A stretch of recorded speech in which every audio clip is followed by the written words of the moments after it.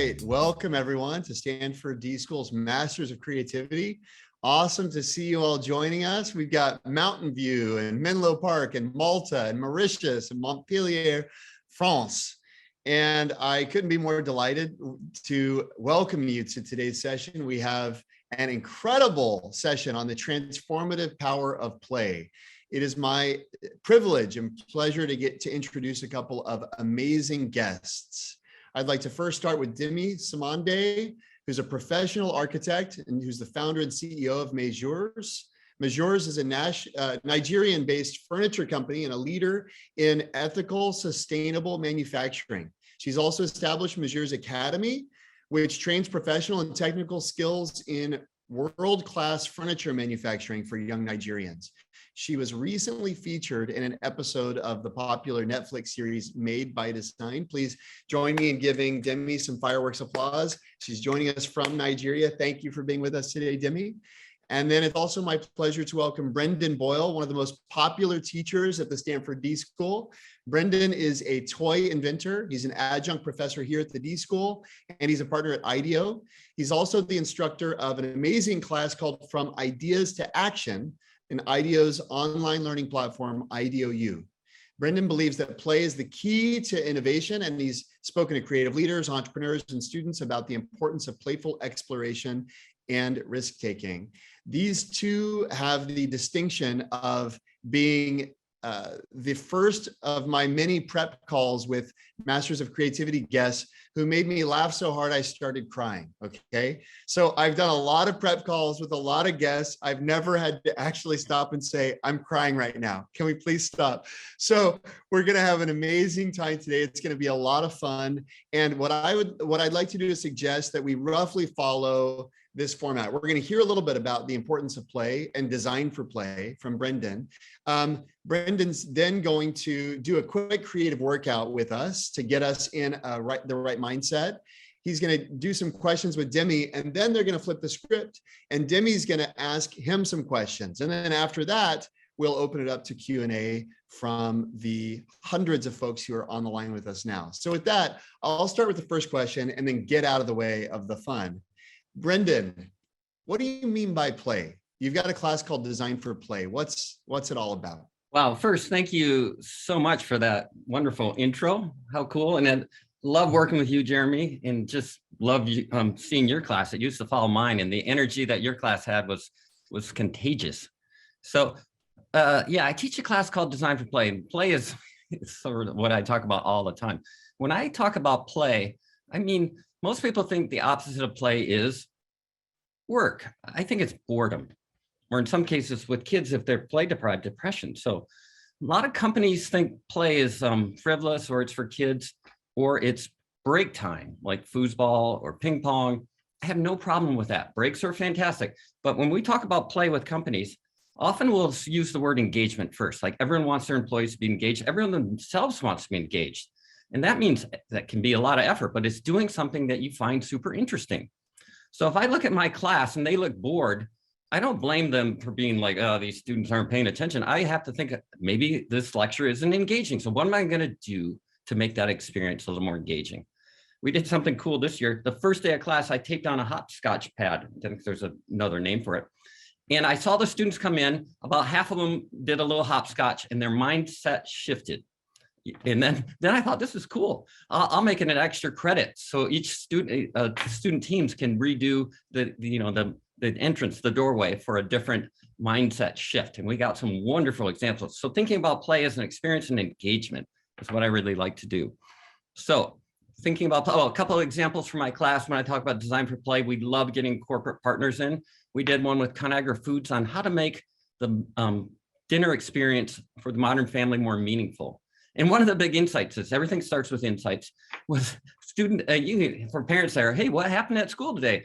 Nothing, because the insight was anything you say can and will be used against you. So students are quiet. So one of the big solutions was a dinner where only the kids could ask questions. So how fun is that? And then we had another project that was fun, thinking about Design for Play with Anheuser-Busch, Budweiser, how to make the designated driver the fun role. And the insights around there were great. Some people want to be the designated driver, but they don't want to raise their hand because they don't want to seem like they're uncool. So some way so you can volunteer in a different way was great. And then all these designated drivers were in a bar, and they could connect through the solution of a designated driver app. And they could kind of control the craziness happening around them like they were directors, which was fun. So that gives you a little context for what I mean about play. I mean engagement. You can also use the word joy or delight. And it can happen in any situation, not just for kids. I mean, I love inventing toys, but we love doing at Ideo design for play projects for all our clients. And it's a horizontal. Think about health and mental health. Think about food and celebration. Think about design for learning and engagement. So play is a horizontal at Ideo, and we love talking about it. So that's my little setup. Now I'm going to do a quick creative workout. And all you need for this is your chat. Envision a number 2 pencil. Now, doesn't take hard to do that, but let's ask some questions about this number 2 pencil. And the more interesting questions, the better. Think about what, how, why, where. Obviously, why is it yellow? But what other interesting questions? So start firing up some questions I thought about, like, has anyone ever used a pencil till it's being used up? Or what does it taste like? Or how hard is it to break? So let's see if we can get some interesting. Jeremy, you read a few out that you find interesting. See what we get here. What does number 2 mean? Yeah, what happened to number 1? Why is lead poisonous? Lead poisonous. Why is it long and skinny? Why do pencils use graphite? What wood is it made of? How does the lead get inside the pencil? Who decided the length? Why do we need it for a Scantron? How do you pick the optimal diameter? If we didn't have fingers, how would we design pencils? Can I borrow a pencil? Why is it yellow? Why doesn't it have a better grip? Why do we need an eraser? All right, I think you guys are crushing it. So the point of this quick creative workout, I love creative workouts when I start the class. Think about, if you're starting a sport or something, you don't just jump in and start a tennis match. You hit a few lobs and you warm up. So a creative workout is usually has to be on the subject that we're talking about. This is all about curiosity. I've been around creative people my entire life, and they're curious. They ask all these different questions before they move to judging. So avoid being judgmental right away. Be curious, and you'll be more creative. So you can use this workout with your teams and see if you can get some new interesting questions. All right, I'm gonna transition. I gotta turn this chat off because it's just too amazing. I'm gonna transition to asking Demi a few questions. So if we could bring her in. Demi, it's so great to see you again. Thank you for being a guest lecturer in my class. The students just loved you and found you fascinating. And please come back to Stanford next fall. That would be great. All right, so I'll start with an easy question. Well, maybe. Did you have any thoughts about the pencil creative workout? What were you thinking about the pencil? So I know that the very first pencil was invented in the 17th century, right? Wow. I think it was like 1793, 95, thereabouts, by a scientist. I believe it was French. So I think when you sort of popped up the pencil question, it was kind of like, I do wonder though, what was the greatest invention that was ever created with the very first pencil? Like, can you imagine what that sketch would have looked like? And like, it would have been groundbreaking, no? Great. Fabulous answer. I guess an architect would know the history of a pencil. So for context, Demi, you're in Nigeria, you're in Lagos right now. Give us our viewers a sense of what it's like running a successful company. And then maybe I'll add on a few other questions there. What are the challenges versus North America versus West Africa? Oh, okay. So I've been running my business for 13 years. I started off in the UK before now moving it to Lagos, Nigeria. And I guess the UK is it's somewhat very similar to the North of America in the sense that, when it comes to business, things work. Talent is accessible, materials are easily accessible, there's ease of movement, which we take for granted here in Lagos and in Nigeria. So all these things are things that we struggle with day to day. And, currently, and we're currently going through it, we're currently facing it in Nigeria today. They're all very serious hurdles for us. It's very crippling in business every day when you say things like, somebody has a successful business somewhere like Nigeria. It's actually a big deal because we know it's not easy. We go through some serious hurdles, and it kind of makes you want to take a sigh of relief when most certainly it's not easy. It's not an easy feeling for most parts of the days, but when you hear, oh, it's successful, it's like, oh, thank God somebody actually recognizes we're doing something wonderful with all the struggles that we go through here. So yeah, Nigeria is strange, it's wonderful. There's a lot of great things happening. So when it comes to play, I think in an environment like this, play is actually very essential because we're carrying so many problems day to day that being able to sort of not take everything serious all the time and actually, put some time aside some time to play, it's actually quite essential in terms of enabling us to carry a lot of these stress points. Yeah, I love that. And just the infrastructure challenges and our call with Jeremy, you definitely have such a delightful, playful mindset. Has that made you more adaptable to all these challenges? Can you talk about that a little bit? Yeah, it definitely gives you a nice balance because again, if you're constantly worrying about all the problems all the time, it takes the joy out of the work, right? So when we remember to play, and we take moments, and we're intentional about taking moments to play and to just let our guard down a little bit, with the worries of the day, it definitely balances it out, and it helps us to be able to have the strength and the bandwidth to handle those issues. Absolutely. So it's an essential part, and I think it's actually so much so it's even part of our culture here, I would say. Yeah, definitely. Sort of moving forward versus looking back. Please touch upon what it's like to be a female CEO in Legos. Well, it certainly comes with its own challenges. Being a business owner in Nigeria comes with very little to no support at all. Now, adding the extra layer of being a woman on top of that, in a very male-dominated industry, you find yourself in an even worse position, I would say. It can be challenging, but you learn, and you learned this in your recent visit to Lagos, Brendan, that we are people that really focus on moving forward as opposed to constantly looking back. So I think despite the challenges, whether you're a woman, whether you're a man, the way to triumph and the way to do well in an environment like this, irrespective of your sex, is simply just don't focus on the problems, just keep moving forward. And I think that for a lot of the women that I know in business in this environment, that's definitely a motto that we have to abide by in order for us to do well. Yeah, I love that. The analogy I've been telling people is you cut someone off in United States, 9 out of 10 times they're going to yell at you, flip you off, or get angry. You cut someone off in Legos, they might beat the horn, but they're just going to move. So everyone wants to move forward. They're not thinking about what just happened. They need to get somewhere else. I love that. How about describe a little bit about your leadership style, how you lead others, and maybe a little bit about your company culture?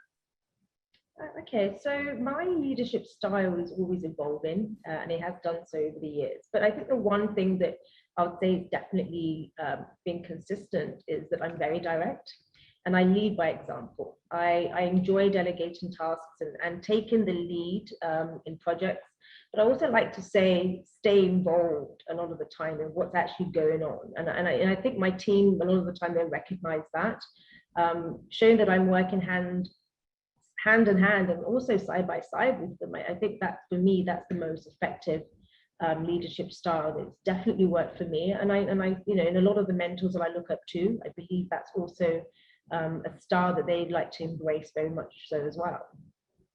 Yeah, I was fortunate to get to visit your factory, which is super cool.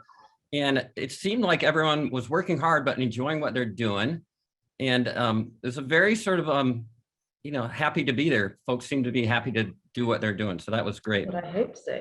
It'll be quite sad if they were not. I hope the same for my team, right? Like if they're bored, then they're polishing up their LinkedIn. So you got to keep your folks engaged. Yeah, my team definitely know how to have a laugh at work. Half the time they're giggling most times. I don't know what they're giggling about. Sometimes I'm privy to the conversations, other times I'm out of it. But it's always nice to work in an environment where people can actually let their hair down and have fun and enjoy what they're doing. Nobody wants to be in a stiff environment where they can't even crack a laugh. Can you imagine what that feels like? Yeah, I can usually walk into a company and tell in 5 minutes, like, is this a place that values their people and it's going to be interesting to work here? Because the space usually is the body language of a company. The marketing is kind of the verbal language. Okay. Wait 1 second. I just got a timeout here.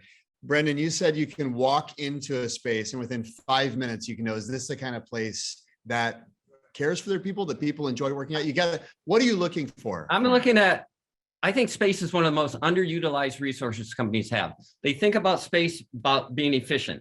You want efficiency, be on a Zoom call. Think about space.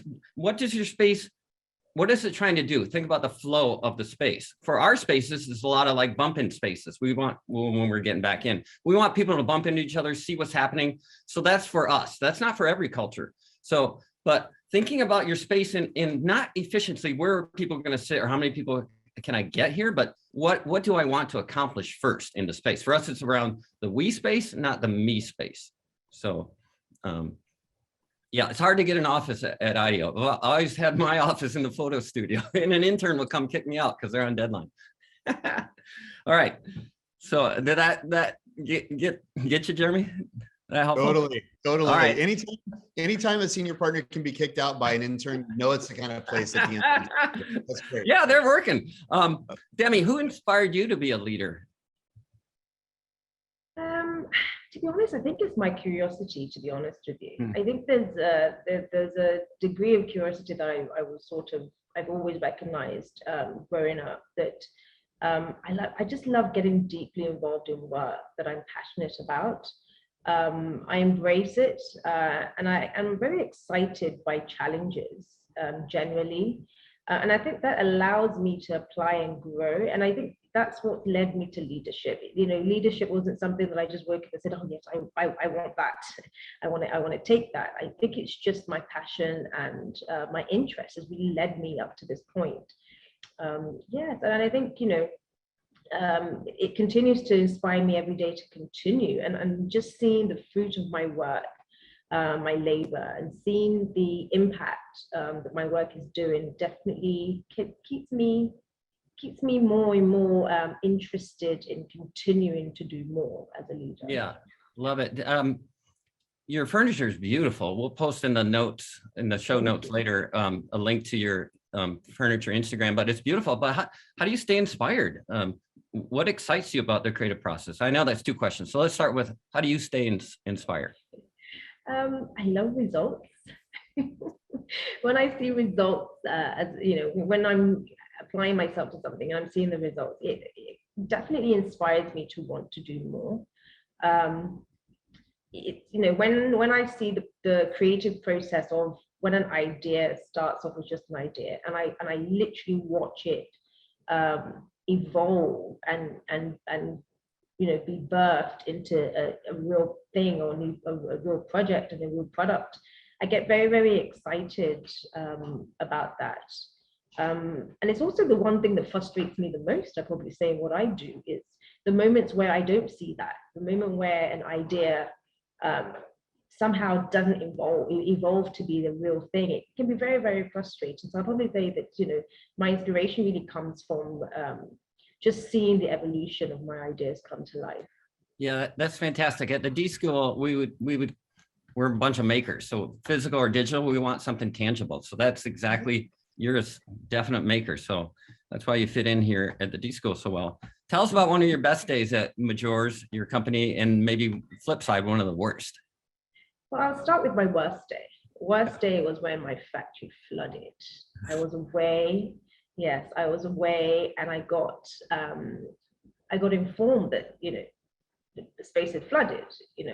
All our investment, all our hard work, clients' work, things just submerged in water. That was definitely a terrible day for me, and I think it was even made worse by the fact that I wasn't even available. I wasn't even there. and I really just couldn't do anything. So I had to rely quite heavily on my team, just pulling things together and just trying to salvage as much as possible. But then on the flip side, my best day, especially most recently, is actually also related to the flood. I think a couple of months after the incident happened, I got a call from a little 10-year-old who, she said she had seen, because I recorded this. I basically documented the flood and I showed it to my viewers on my YouTube platform, because I've been documenting my entire process of this entrepreneurship journey in Nigeria. And as much as I show the good, I also show the challenges and the problems.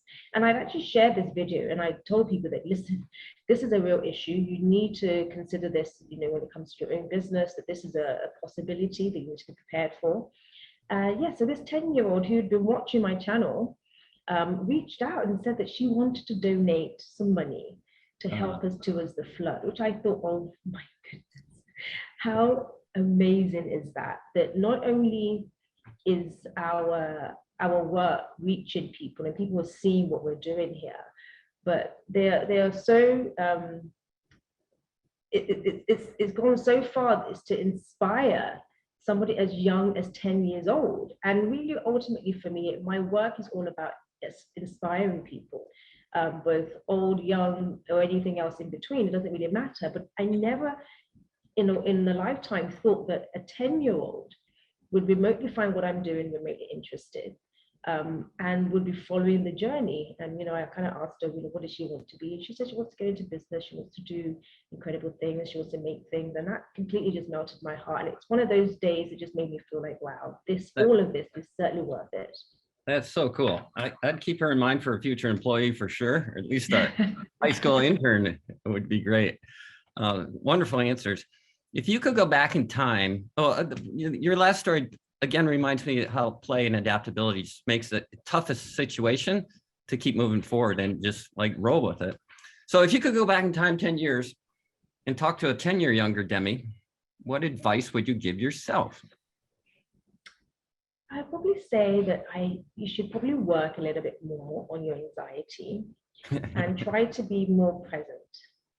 I think as business owners, sometimes you're so passionate about what you do that you're just always worried. And a lot of my closest mentors and family members and friends will probably say that, it's definitely something that I need to work on. And I think that would be my advice to my 10-year-old self. Just know that it's going to be okay. Just keep going and just enjoy every step, because it does fly by very quickly a lot of the time. And I'm constantly having to remind myself to just stay present and enjoy this, because I won't always have these stages and this growth spurts, as I'm experiencing them right now. Yeah, I love that. And I always tell entrepreneurs, CEOs to document the process. Take a lot of photos in the beginning. Yes, because you can show amazing. The future employees, like, here, it was a struggle. And here's fantastic. Where we started. Yeah. Document everything. So who are your mentors and how do they inspire you? So I tend to have mentors in many different areas of my life. And my mentors are pretty much sort of, they're really just people who demonstrate the things that I want to achieve in their everyday essence, and in just the way they just embody who they are. And so everyday people, to be honest, creatives, people who face challenges and win. I am very observant and I seek those people out, and I surround myself with them. And that's really where I draw my mentorship from. It's just people who are just demonstrating success in the areas that I definitely want to explore, whether that's in business or in personal life. So cool. When I also explain the concept of play, especially to students who are all work mode, I talk about hobbies. And hobbies can have a ton of effort, but a ton of joy. And one of the first week project I do in class is called the personal play project, where you have to go out and get a new hobby, interview someone who's an expert in that hobby and try it and see if you can get into the state of flow where it's not too hard where you're going to quit and not too easy where it's boring. So tell us about some of your hobbies, or if you've tried a new hobby lately or something in that realm. I'm always trying new things, but you know, my ultimate hobbies, I love to travel. I definitely love to meet new people, and I like to learn. I like to learn people. I like to learn their culture. I like to learn their mindset. So I'm just a people person in general. So traveling allows me to immerse myself in new people all the time. So I always love that. And then, you know, there's quality time with my favorite people. I love those moments where I can just, you know, hang out at home with the people that I care most about in the world, and just enjoy that quality time with them, because I don't always have that time available, because you're constantly. Uh-oh. Jeremy, did Demi lock up? She's locked up over here. Oh, we lost her. Well, it's Nigeria. I have my favorite people to myself, draw a lot of inspiration from them too. Yeah. You're back. Okay, great. We lost you for a second. We were worried about the infrastructure. Oh, did you guys lose me? You lost me? You're back. Oh, but yeah, we always struggle with the infrastructure here, but we try our best. So just keep moving.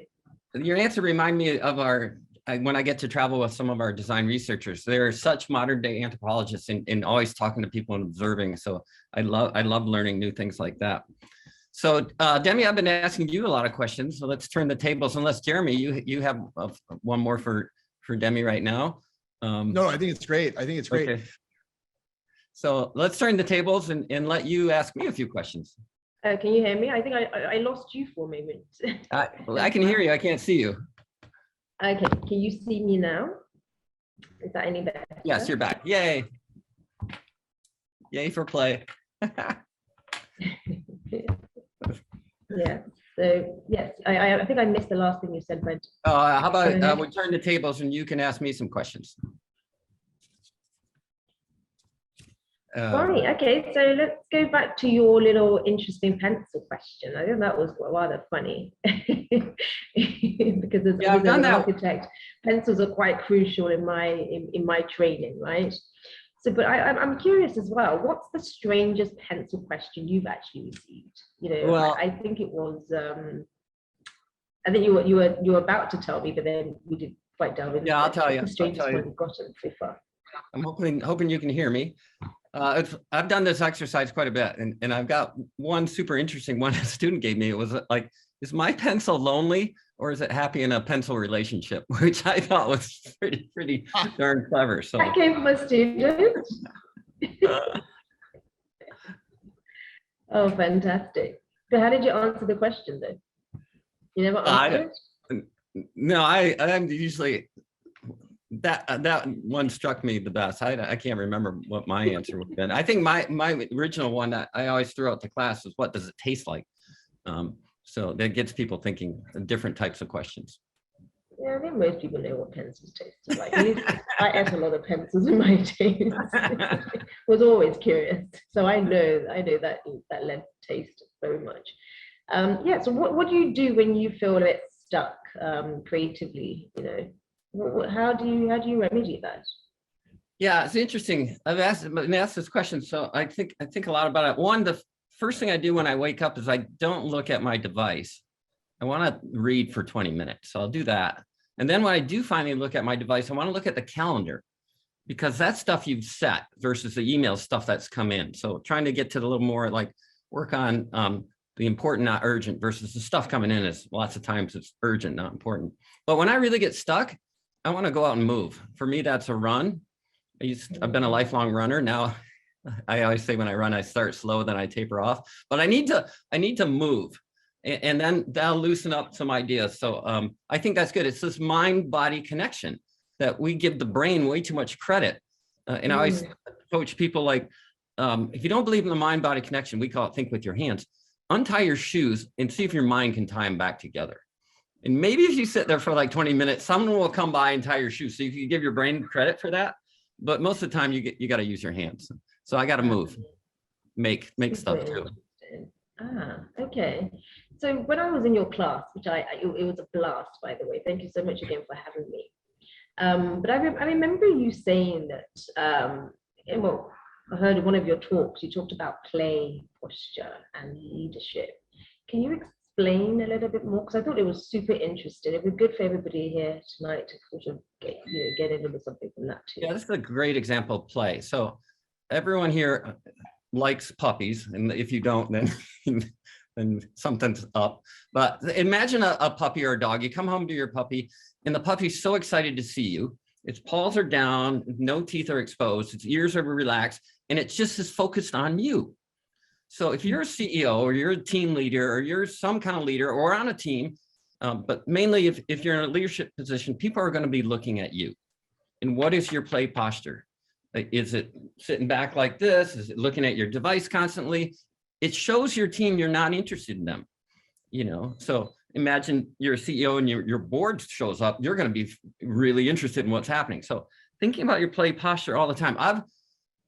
I've talked to my team about this and given them, told them, like, if I'm not, you know, if I'm still looking at my laptop, close it. If I'm looking at my device, call me out on it. So I want to like improve my play posture around folks. And it's really just attention and being in the moment versus being pulled away from something. But I love the play posture of the puppy.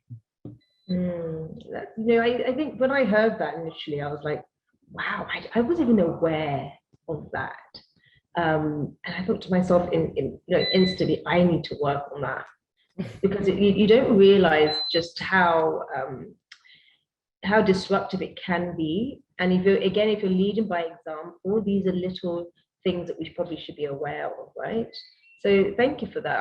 I'm definitely learning to be a little bit more intentional about my posture. I'm actually working on my posture right now, actually. Sitting down for comfort. So you know, we're in the era right now where many of us are going back into the physical office. Yes, we had a long break. We're now all returning back to work gradually, slowly but gradually. What do you think some of the opportunities and challenges might be with this new transition that we're embarking on? I think it's going to be a lot of opportunity. Challenge for designers. We're optimistic, so it's going to be opportunity. I ran a workshop outside Atlanta last week for about 75 people. The whole focus was on building a culture of innovation through play, and this is for a medical health company. And you could just tell the shared experience they were having together was so meaningful. They'd missed that. And you know, it was so inefficient. When you think about a Zoom, I could just pop on a Zoom. I didn't have to fly to Atlanta and do all this stuff. So the efficiency of a Zoom is fantastic, but we miss the shared experience. And you know, it's so funny, if you were late 1 minute to a Zoom meeting, everyone's like, what's going on? But if you're in a conference room and people, oh, he's getting coffee or she's coming over. So the shared experience. So we were going to have to design more important shared experiences to get people to come in. And then this hybrid will be a challenge. If some people are remote, some people are here. So we got to design new solutions for that, which I'm excited that Ideo will start playing around with that. The D.school's been playing around with that for sure, how to make the experience of being on campus more meaningful. Is, you know, it hasn't just been since the pandemic, but there's been so much virtual learning before that. So how do you make the shared experience more meaningful? I think play will unlock that. Oh, super cool. All right, gamification versus game mechanics. Break it down.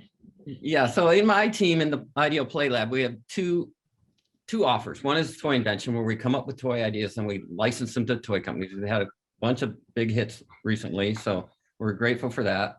One is, I'm not going to plug toys right now. The other is design for play, where we go into companies and help change their culture or bring more delight to their solutions.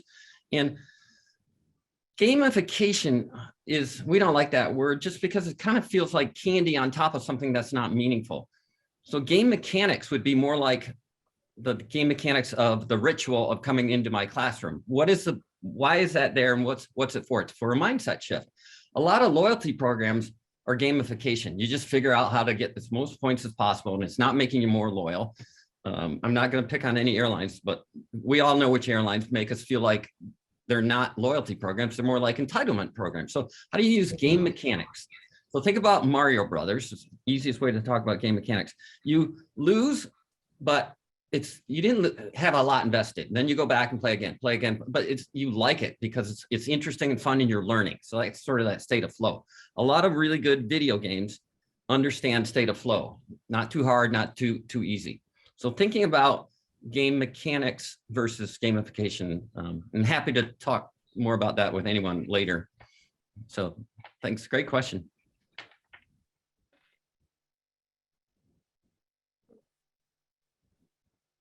Can you hear me?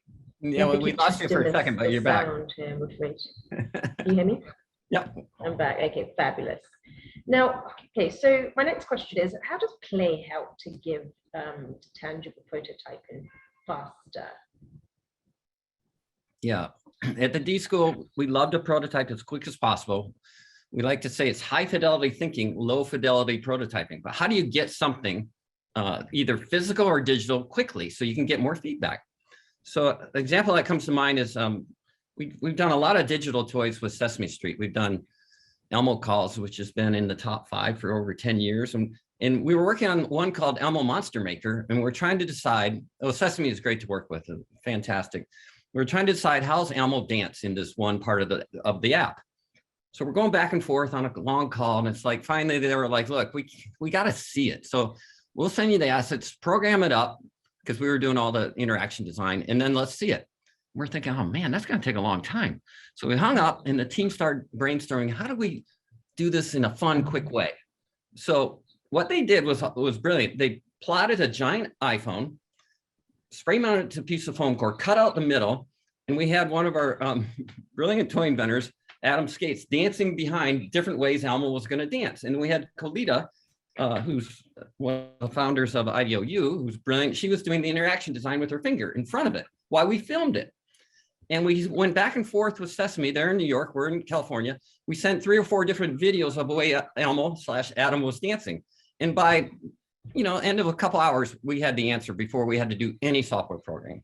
So and it was just fun. The team had a great time. And I've used that video. You can find it online in academia. And it's a really great way to tell students, you can prototype even digitally if you're not a software engineer. You can figure out how to do the interactions. You can use Post-its on top of an iPhone to show what the different screens are going to be. So it's really, how do you get to something physical? A picture's worth 1,000 words. We believe a prototype's worth 1,000 pictures. So I got a little too excited about that one. We're very excited because I think it's the same concept that we always try to apply it as yours. It's like, how are you going to explain the fantastic piece of furniture to a client? Just make a sample, right? Because a lot of people struggle to kind of just see that vision. But when you make, even if it's not a perfect sample, it's a fantastic starting point, because then you can start playing around with it and improving things immediately off the bat. So, it's prototypes. I'm in love with prototypes. I have an exercise in class, and I've used it other places, where it's like, I say, who's ever designed a hat? And no one's designed a hat. Occasionally someone has. I say, amazing. So I say, we're all going to design hats. They're going to be conversational worthy. And everyone's worried, like, I don't know how to sew. I don't know how to do anything. So I say, no, we got the best prototyping material, aluminum foil. And within 15 minutes, we have these fabulous hat designs with high fidelity thinking, low fidelity prototyping. And it's a wonderful way to get people to think about working with their hands. Fantastic. So I know that d.school and Ideo focus heavily on how might we as a question. Now, questions, for me are a great way to just get teams interacting and really solving problems. So please explain to me why you think this is so important in teams. Yeah, in design thinking and human-centered design, it first starts with inspiration. So we go out into the field, looking in, looking out, getting all this great inspiration. Then if Ideo or the D.school had a magic potion, it would be synthesizing, looking for themes and patterns, and then framing up these big questions. And we like to call it how might we? How meaning it's possible, might meaning multiple, and we meaning we're going to do this together as a team with the partner, with the client, with the corporate partner. So it's together. And that's where you get the sort of power of multidisciplinary thinking. And I'm convinced, I put a Ideo team on a project, they're going to do great work, but it has to be on the right question. So we'll come up with 3 or 4 of these how might we questions and quickly start exploring to see if they feel like it's correct before you're really going a far ways down. So I love that. And I think it's an optimistic way of thinking about the future, which most which design thinkers are. They're optimistic. They want a better future. They want to design it. I have to ask a follow-up to that, Brendan, because I know a lot of people are wondering, how do you know if it's a good question? You said, so just to back up, right? You said, just to clarify the stream of logic, you said, the team's going to do great work on whatever question you give them. So you got to make sure it's the right question. So you start with 3 or 4. How do you know which question is the right one to unleash a team that you know is going to do good work? We may start even with more, but we'll work with our client to make sure that's resonating with them. We want to make sure it's really resonating with the insights and go back and check with that. And then we may do some quick explorations around 3 or 4 to feel which one feels fruitful. But you never really know. I mean, you got to get going and then see what happens. But at least you're asking a bunch of questions before you just assume. We had a client come in. We're redesigning a major, long distance flight hauling. And they came in, for business class, and they came in with the solution. They said, it's going to be bunk beds. We know it. Don't do all your research. We know it. So we quickly prototyped up a foam core fuselage and then prototyped bunk beds just using chairs. And then we had the executives lie in the chairs like they're bunk beds. And right away, you could see it looked and felt creepy. Like your boss is stepping above you and puts her foot down. And then they're like, maybe we should figure out like some other questions here. So we went back and went through the process. So. Oh, fantastic. That's awesome. So Brendan, I think you're an amazing inventor. I've read your book now. You and your team over the years have come up with some fantastic toy inventions, and then a lot of them have hit the market. What has been your favorite to date? I'm still amazed when we get a product to market, because I had very humble years in the beginning. It's usually what I'm working on right now I'm most excited about. But that I can't talk about that. I am really proud about, there's a product called the Jumperoo with Fisher-Price. If there are parents out there, you might know it. It's freestanding and your child sits in it. It's like when they're about 6 months old, it's perfect because they can't walk yet, but they can sit in this thing and bounce. And that's been fantastic. Some of my master's work at Stanford was based around motion in infants. And then the one I'm really proud of right now is called Pictionary Air. It takes Pictionary, which is a drawing game, which we'd love to get people to draw.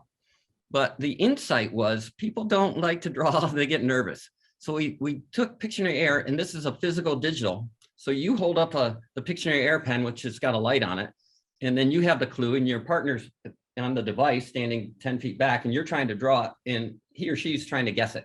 So it makes it, instead of a heads down, a heads up game, and makes it a kind of a combination of Pictionary Air and charades. And this is done phenomenal. It was the game of the year. And this year they did we did a Harry Potter version, which is fun for you Harry Potter fans. But yeah, I love this combination of the physical and digital and trying to unlock that. So Brendan, you're incredibly creative, right? Do you believe that one is born creative, or can it be trained? And were you trained? Well, yeah, I grew up in a big family, so we had to be creative just to like get your share of stuff. But no, we definitely believe that at the D.school, David Kelly, our founder and founder of Ideo, and his brother Tom wrote a book called Creative Confidence. It's just a lot of people lose their creative confidence because, it's sort of drilled out of us in school and things like that. So I usually, again, go back to asking people their hobbies, and I start to explain to them, wow, you're really creative on the way you're doing different things. So one, just more practice around being creative, more projects, just doing more. And one of the easiest tips I tell people is just draw more. You don't have to be a professional illustrator, but you have to be comfortable doing back of the napkin sketches. And people always go, oh, I can't draw. And I say, well, how many drawings have you done today or this week or this month? And it's usually 0 or 1. And then I say, how many emails or Slacks have you done? We're thousands, right? Like most of us. So we're very verbal, but we need to be more visual if you want to be a creative thinker. And this was a trait I've seen creative people always do this my whole career, and Jobs was famous for getting up on the whiteboard and start drawing things. So yes, I think that's totally believe everyone can be more creative. Fantastic. What would you say are the biggest barriers to that creativity, particularly in the work environment? Yeah, it definitely fear of failure, or a culture that won't allow failure. So when I was 4, I remember going up to my mom's iron and touching it. I said, well, I wonder what that feels like. That was a failure. Now, if I did it again, that would be a mistake. So we're okay with failures. No one's gotten fired at Ideo, or no one's gotten a bad grade in my class for a colossal fail. If they keep doing the same thing over and over again, that's a mistake. So having a culture that it's okay to fail. No one likes to fail. Look, trust me, we all wish we were shooting 100. But a quick failure is learning, and you're going to go on and do something better. So having a culture where Tom Kelly calls it, the boss needs the ability to squint. So if the boss doesn't have the ability to squint and everyone's afraid to show him or her a prototype that's too early and it has to be finished because last time we got chewed out, then you're just have this, everyone's sort of nervous and anxious. But if the leadership says, oh yeah, I want to see more stuff quickly, and they'll have more feedback for you because they got a lot of expertise. So this is a fear of failure. I see it mostly in middle management. The new folks coming in are super excited and they want to like get to work. And then sometimes folks on the end of their career are really trying to like make a difference. So it's how do you get everyone in that sort of mindset? And that can be on the big ideas or just little things, innovation can happen anywhere on that journey. Fantastic. I'm straight out of questions for you, Brendan. You just keep shooting them at me. Thank you so much. They're fantastic. I love the there's so many questions in chat. One thing that I would love to ask you, just based on what you just said, Brendan, which is really cool, is you talked about squinting. Can you tell me about a time where you had to squint, and what did squinting do for you? Meaning, what did you see or what did you not see? Because I think I think there's benefits to both, right? Squinting enables you to maybe see something that wouldn't be so clear, but it also kind of obscures the view of ugly stuff. Yeah, you just have to get better and better at it. When we invent a toy, let's go to that route. We could talk about design for play projects too. We come up with a brainstorm, we come up with a sketch, and then we'll do a sketch storm. And then we decide we're going to tinker it. And tinker means you got to make something. And you can fake a video, you can do all sorts of stuff to see if you can see what we're going to invest in. Because this is all on Ideo's nickel, right? On the toy invention. We're not getting paid until we license it. So we're trying to make these decisions. We're trying to squint all the time. And we've gotten a little better at it, but sometimes it's hard to do. But if it's like, if the attitude is like, what is this piece of junk? Then people are really not going to like show you much. Are there any questions that you want to answer that you saw from the chat? I've got a couple I can point to, but I just want to I'm happy to have you point unless Demi's got one.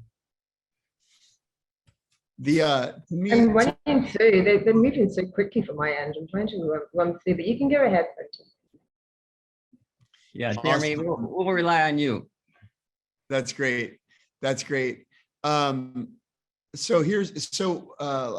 having to scroll up here. 1 second.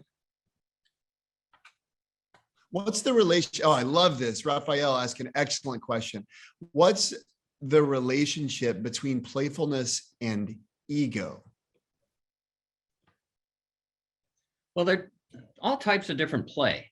A lot of folks think play is just one thing, but we use role playing for inspiration. We use exploratory play for ideation. We use constructive play for implementation. So, and then there's quiet play. There's storytelling, or there's narrative and imagination play. So, I hope, Jennifer Aaker's written a great book on humor, and ego is something that we all have to like struggle, but you should never punch down on jokes. You should only punch up, and picking on yourself is a good way. But yeah, ego is I think destructive to any culture if it's too strong.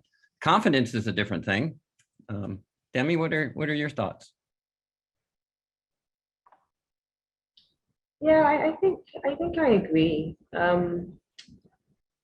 don't know, what was your experience when you came to Lagos? Did you pick up anything?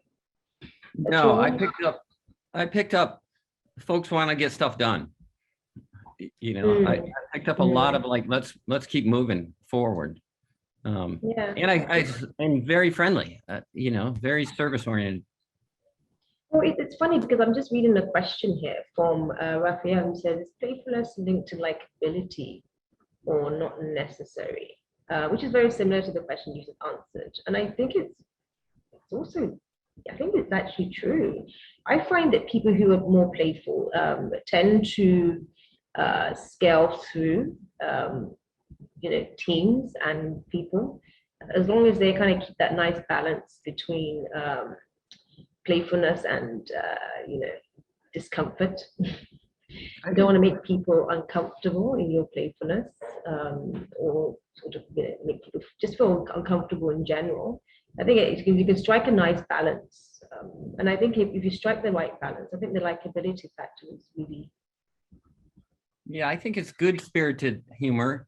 I can walk by any brainstorm, and if I don't hear people laughing, even if it's on a serious health subject, I know they're not interested. They're not taking enough risk. So humor, I think, is connected to creativity quite a bit. So what else you have, Jeremy? Yeah, let's see. I like Zhao's question. He just asked, Demi, what are some elements of play that happen at your company, Mesure? And how do you ensure that there's a playful attitude or tone to the work that's being done there? So my team are quite they're quite a vocal bunch. There's a lot of little what I call a little bit of teasing that goes on with them. Someone does something, and everybody else picks up on it, and we have a little giggle. Somebody makes a mistake, and we have a little laugh about it, without it being something that is I don't know, kind of seen as a problem per se. It's like, when we tend to try to move very forward very, very quickly. What's gone wrong here? We like to discuss it as a team, and then try to find a way to move forward. I'm very, very direct myself in terms of my own sort of approach. But I think for us, it's just we play a lot, and it doesn't necessarily always have to be around work or what we're actually doing at work. It's just someone makes a comment and everyone has a giggle about it.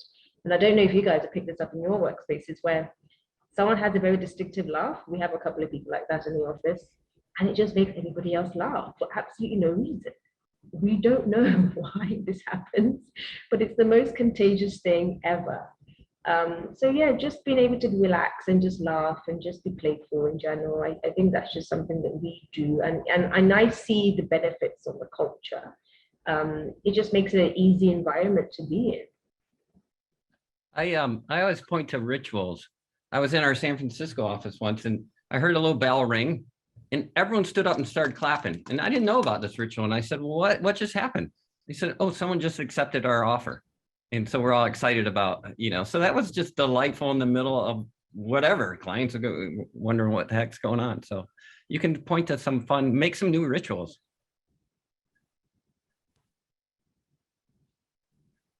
Yeah, that's beautiful. I've heard about, we had one of our former guests at MOC was Kelly Leonard, who's one of the directors of Second City in Chicago, and the Improv House. And one of the things that he told me, I don't think he may have said it in this session, I can't remember, but he talked about they have they call it something like a dare to suck meeting. I don't know. It's something to that effect, where once a week you've got, I may be borrowing that phrase from Steven Tyler of Aerosmith now, by the way. So I'm kind of confusing, but the point is the same. There's a dedicated meeting where everybody's got to bring their really bad ideas. And the goal, and Nolan Bushnell has written about this as well. He wrote this, he's the first person to hire Steve Jobs. And he would have at Atari, he would have an offsite at Bandon Dunes every year. And he would have everybody rank all the ideas. And then he would choose the bottom 6. And he would just say, if we had to make one of these exceptional, how would we do it? And he said, like, I think Duck Hunt actually came from that, right? Like just working with the worst idea. That concept's dear to my heart. That book I wrote is all around brilliant or ridiculous. Otherwise, it's just a good idea. So we came up with this idea. I wish someone would do it, because if you get a parking ticket in San Francisco, it's about $150. So we came up with an idea. It was a scratch off parking ticket. So it would be double fine, no fine. We owe you the fine. So at least you have a chance. That's so good. That's so good. Flip a coin. Yeah. Oh, it's great. Folks, we are so deeply grateful for the opportunity to get to share this session with you all. Again, if you want to give shout out to Demi and Brendan, Demi and Brendan, if you'll put your screens in gallery view, we're going to do something that we do often for our guests. We want to give you what we call, affectionately referred to as fireworks applause in the D-School. So folks, can we give Demi and Brendan some fireworks applause here? Thank you so much for joining us. It's been an absolute pleasure and enlightening hour together.